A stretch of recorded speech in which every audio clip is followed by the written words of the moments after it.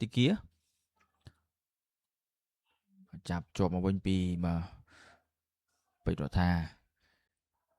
យ៉ាងម៉េចទៅមានការរំខានទាត់មកជើងអត់ចំទីទេមកកីឡាករលេខ29បាញ់មិញបាទគឺកីឡាករមកលេងជាថ្មីពី BYD បាទឆាបបានវិញញាក់ល្អមែនតើទាត់មកជើងមកប្លុកជាប់ដោយបាទបាននេះឲ្យអ្នកចាំទីបានម្ដងព្រោះថាឆាបបានលេងអាយ៉ាបញ្ជូនបានល្អយ៉ាងម៉េចទៅហើយយ៉ាងម៉េចទៅត្រង់នេះញាក់ប្រឆោតមួយល្អមែនតើអូយបាទកីឡាករលេខ29បាទរិនចំណានបាទបញ្ជូនមកឲ្យមកបញ្ញាញាក់មួយបញ្ញាទាត់ចូលក្នុងបាទសុថាត់យ៉ាងម៉េចទៅហើយជួយបញ្ញា1 2 V បាទខ្លីល្អមែនតើបញ្ជូនមកបញ្ញាយ៉ាងម៉េចបញ្ញាតាមអត់តន់ទេ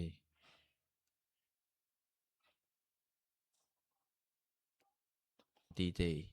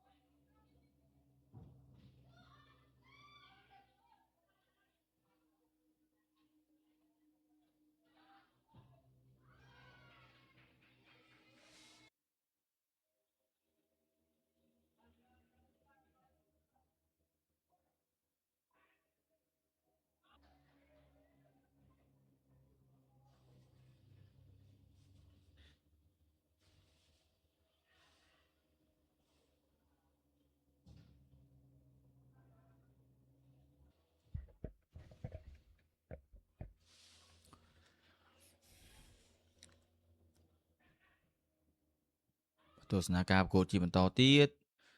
បាល់ព្យាយាមសម្រុកទៅសម្រុកមកខ្លាំងមែនទែនមកពីបានសបាយផងដែរទស្សនាការប្រកួតជាបន្តទៀតបោះបញ្ជូនមកកន្លែងនេះមិនផុតពី BYD បាទហាក់ឆាបបានហាក់បញ្ជូនមកឲ្យ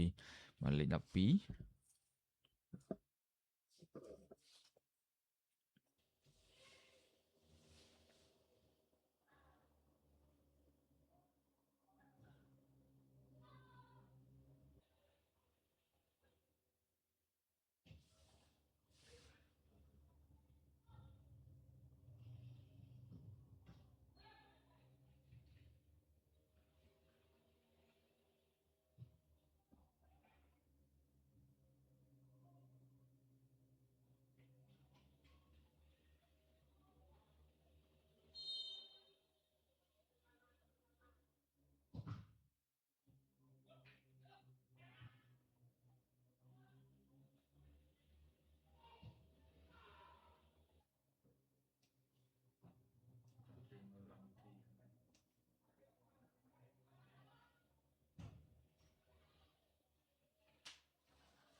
តើមានវិសាមានហាក់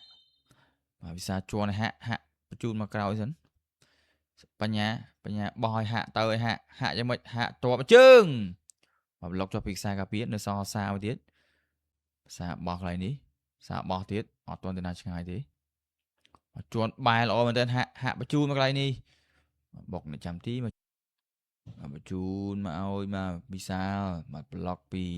ភិរុនមិញមកខ្សែការពាររបស់ BYD មកជួងទៀតអូយភិរុន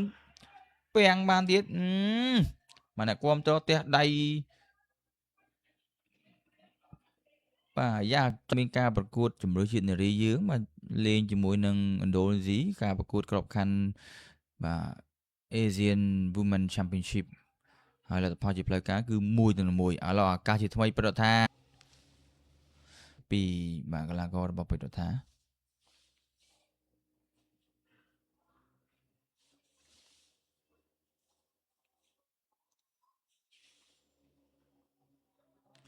បាទត្រៀមមានហាក់មកមានអ្នកចាំទីឡើងមកអ្នកជើងឆ្វេងមួយអីយ៉ាធ្វើបានសម្រេចអូបាទមិនធម្មតាទេមកកីឡាករលេខ75របស់ពេជ្ររដ្ឋាបាទគឺកក្កដា